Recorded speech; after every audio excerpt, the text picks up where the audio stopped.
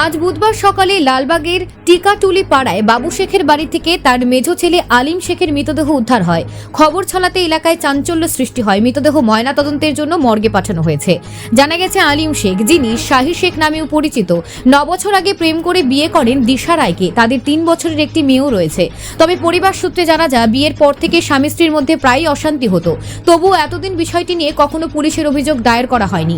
তার বড় ভাই বাপ্পা শেখ জানিয়েছেন, স্বামী স্ত্রীর মধ্যে ঝগড়া হয়েছিল ঠিকই, কিন্তু এমন কিছু হবে ভাবতেও পারিনি। আমরা সবাই খুবই শোকাহত। এই মৃত্যু ঘিরে স্থানীয়রা নানা প্রশ্ন তুলছেন। পুলিশের পক্ষ থেকে জানানো হয়েছে, ময়নাতদন্তের রিপোর্ট হাতে এলে মৃত্যুর আসল কারণ জানা যাবে। Bureau report, news prime Times. কিছু হয়নি, বাড়িতে উনি ঝামেলা দিয়ে ধরালেন, নিজেই ই করেছে, আহত হয়েছে, হসপিটালে নিয়েছে, মারা গেছে। মাঝে মধ্যে কি ঝামেলা করতো? হ্যাঁ, শুনেছিলাম 1 বছর আগে নাকি বিষও খেয়েছিল, এরকম কিছু ঘটনা হয়েছে? ওটা ধরনের প্রেম ঘটিত কেস। আচ্ছা, যা মানে হয়। কীটনাশক খেয়েছিল? হ্যাঁ, কতদিন আগে সেটা? বছর 5 আগে। 5 বছর আগে। আচ্ছা, তারপর এখন কি? এখন ঠিক ভালোভাবে চলছিল। একটা মেয়ে আছে, ওর ছোট একটা মেয়ে আছে। কত বছর বয়স? 3 বছর বয়স মেয়েটা।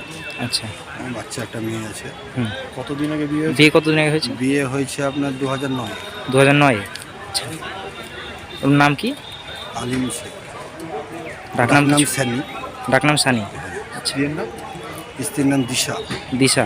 দিশা কি? খাতুন। দিশা খাতুন। কি কারণে অশান্তি না কিছু জানতেন?